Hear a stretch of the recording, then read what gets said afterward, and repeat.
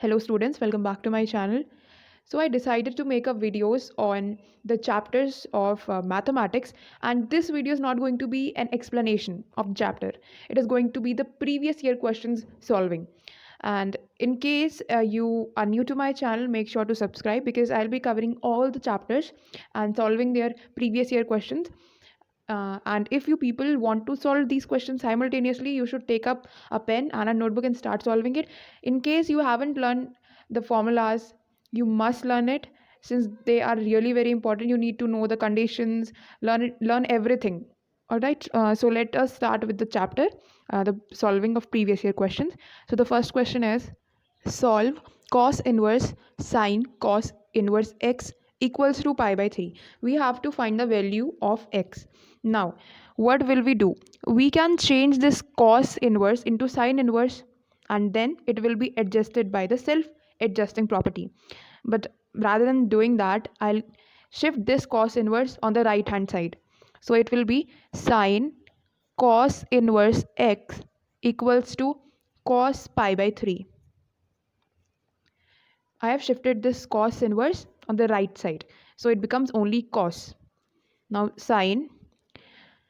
Just remember that whenever we get any other trigonometric angle, we have to first convert it into, in this case, we have to convert it into sine so that it self adjusts. You know that sine of sine inverse x is equal to x. So we have to convert this cos inverse into sine inverse. So this will be sine inverse under root of 1 minus x square equals to, now cos pi by 3, it is 1 by 2. Sine of sine inverse, because of the self-adjusting property, we will convert it into under root of 1 minus x square equals to 1 by 2. Now what to do? Squaring both sides. We'll be getting 1 minus x square equals to 1 by 4. Cross multiplying 4 minus 4x square equals to 1. Now 4x square equals to 3. So x square equals to 3 by 4. So the answer is x equals to plus minus root 3 by 2. I hope you people got the same answer.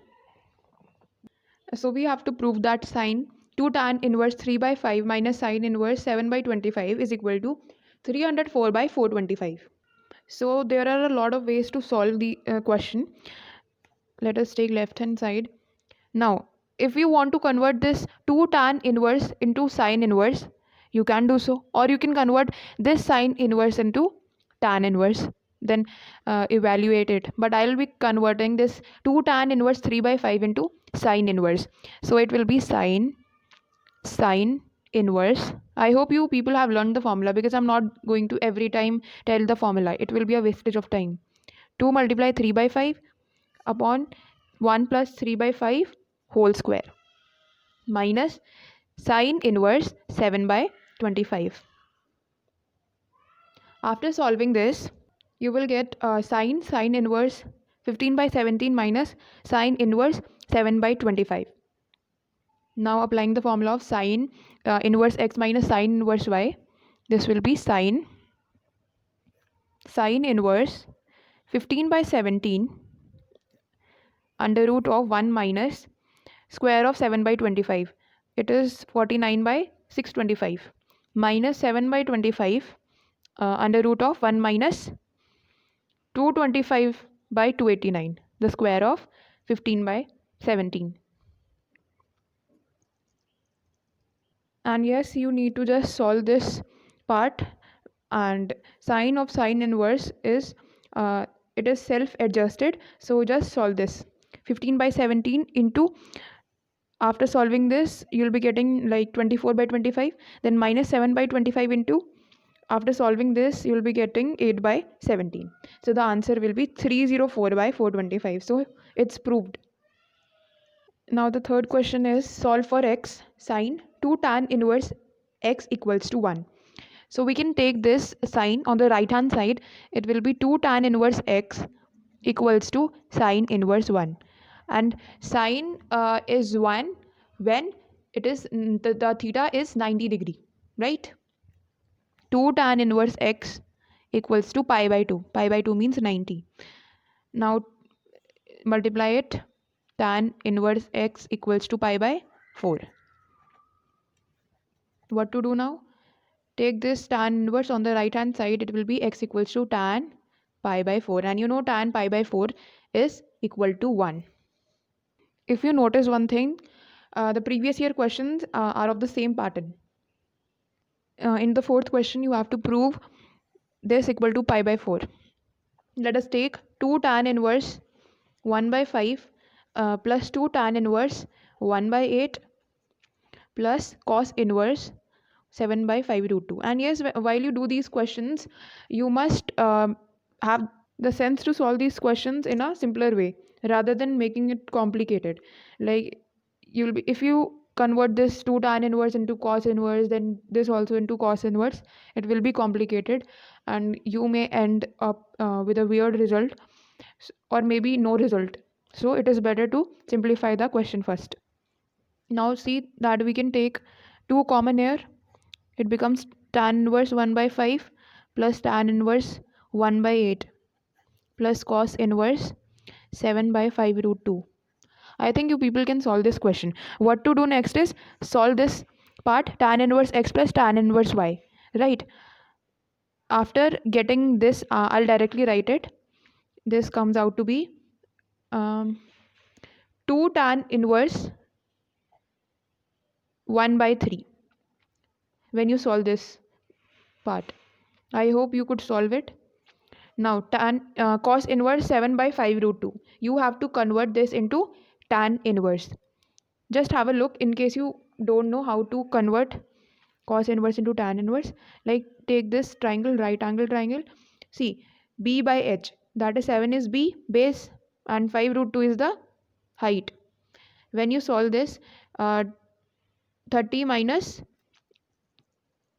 sorry, 25 into 2, that is 50 minus 49. You'll get 1. Here comes 1. So tan inverse 1 by 7. Alright. And after solving this, you will finally get pi by 4. And hence proved. If you couldn't solve this question, please comment down. I'll be covering this the explanation in other part of the video in case you couldn't solve it. So question number 5. Prove that sec square tan inverse 2 plus cosec square cot inverse 3 is equal to 15. I want you people to try this first. Pause the video and then try the question. So let us see what to do. Solution. We can write this statement like sec tan inverse 2 whole square, right?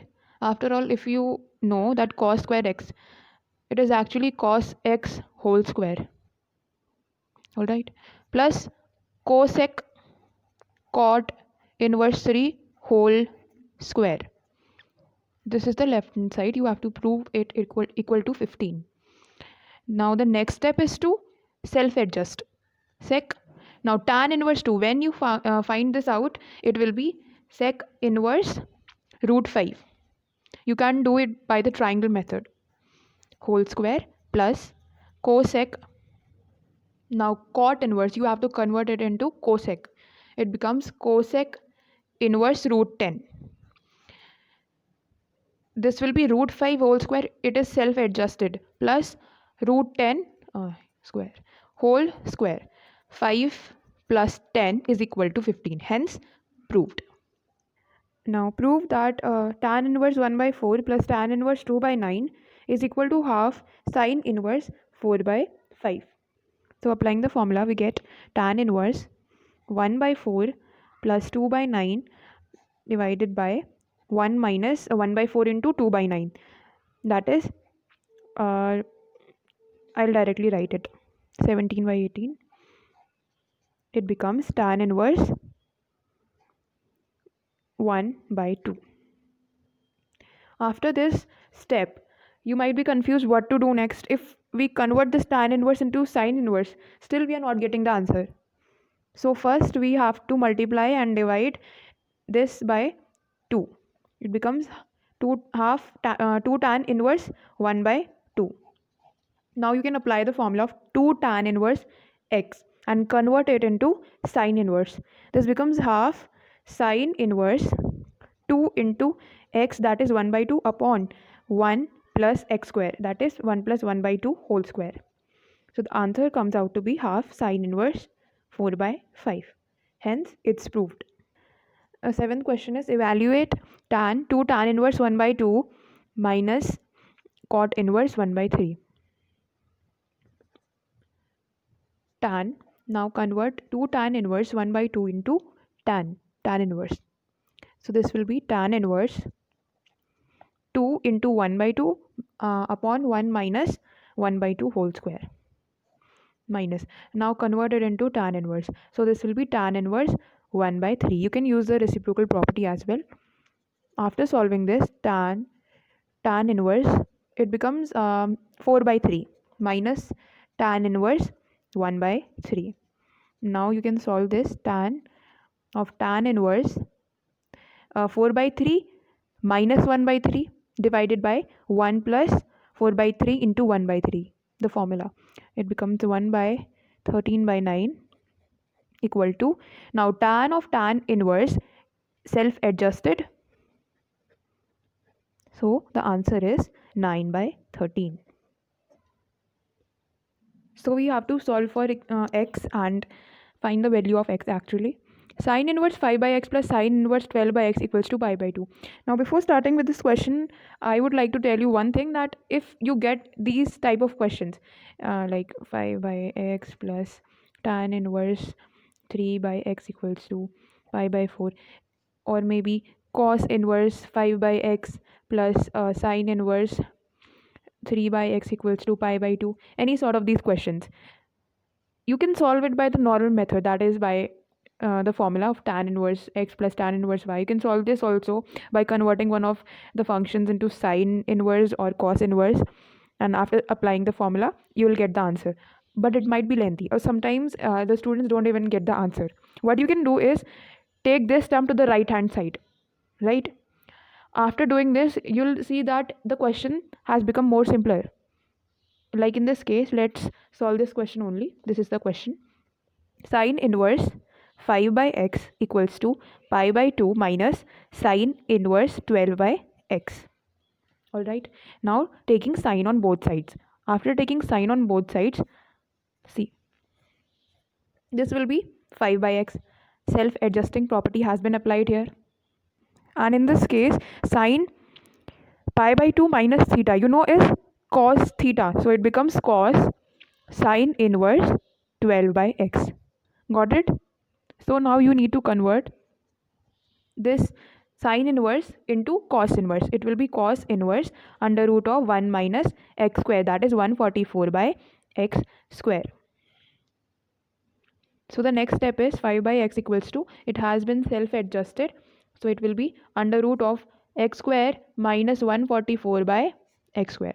If you don't want to take the LCM, it is okay. Yes. Now squaring both sides. 25 by x square equals to x square minus 144 by x square. X square gets cancelled. So x square equals to 169. Now x is equal to plus minus 13.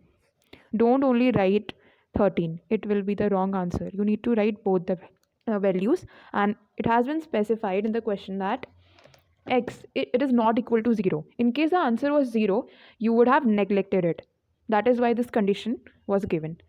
So I think that is all for the video. Thank you.